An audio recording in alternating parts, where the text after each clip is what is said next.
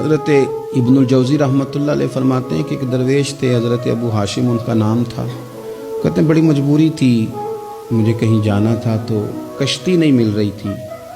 اچانک ایک کشتی گزرنے لگی تو میں بھی سوار ہونے لگا تو ملاح نے مجھ سے کہا کہ یہ ایک صاحب بیٹھے ہیں، بڑے امیر ہیں، ساتھ ان کی کنیز ہے، انہوں نے مجھ سے بک کر لی ہے، ساری کی ساری کی عقیدہ سی سالم کرا لیا ٹانگا، وہ ساری کی ساری بک کر لی ہے تو میں تو کسی کو نہیں بٹھا سکتا۔ تو وہ جو صاحب بیٹھے تھے بڑے سیٹھ آدمی تھے، کہنے لگے میاں آپ کسی اور کشتی میں بیٹھو۔ جو ان کی کنیز تھی نا وہ کہنے لگی چہرے سے کوئی نیک آدمی لگتا ہے، چلو اتنی سواریوں کی جگہ ہے، کسی کونے خدرے میں بیٹھ جائے گا، ہمارا کیا جائے گا۔ کہا اچھا چلو آ جاؤ۔ کہتے میں کونے میں بیٹھ گیا، تھوڑا رستہ آگے گیا، انہوں نے کھانے کا سامان نکالا، مجھے بھی کھلایا، لیکن کھاتے کھاتے میری نظر پڑی تو اس میں تو شراب کے برتن بھی تھے معاذ۔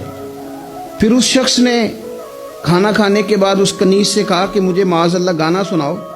وہ گانے گانے لگی، یہ میری طرف متوجہ ہونے لگا، مجھے کہنے لگا سنو، میں نے کہا میں یہ نہیں سنتا۔ پھر میری طرف شراب بڑھائی، میں نے کہا میں نہیں پیتا۔ تو کہنے لگا تو کیا سنتا ہے، تو کیا سنتا ہے؟ تو کہنے لگے میں سناؤں کیا سنتا ہوں؟ کہا سنائیے۔ فرماتے میں نے قرآن پاک پڑھنا شروع کر دیا۔ کچھ لوگ، میں آپ کو یقین سے کہتا ہوں، کچھ لوگ ایسے ہیں جن کی زندگی دور گزر گئی ہے مسجد سے، انہیں کو بندہ چاہیے جو تھوڑا سا جا کے پیغام حق سنائے۔ یعنی ان کو پتہ ہی نہیں ہے کہ دین میٹھا کتنا ہے، حسین کتنا ہے، قرآن میں چاشنی کتنی، سرکار کی تعریف کا، نعت خوانی کا رنگ کتنا شاندار ہے۔ میرا یہ ماننا ہے کہ جسے رب رسول کے رنگوں کی خوشبو کا پتہ چل گیا نا، پھر دنیا کا کوئی اور رنگ اسے اپنی طرف مائل کر ہی نہیں سکتا، سوال ہی پیدا نہیں ہوتا۔ کچھ لوگوں نے سونگا نہیں ہے، آئے نہیں ہیں، قریب نہیں آئے۔ تو شیخ ابو ہاشم کہتے ہیں مجھے کہنے لگا سناؤ نا۔ امیر آدمی تھا، کبھی اس طرف گیا ہی نہیں تھا۔ ڈھیروں لوگ ہیں جو نہیں مسجد جاتے۔ الہاکم التکاثر حتی زرتم المقابر، اللہ فرماتے ہیں کہ تمہیں دولت کی ہرس نے اتنا عجیب الجھا دیا کہ قبروں تک پہنچ گئے تم۔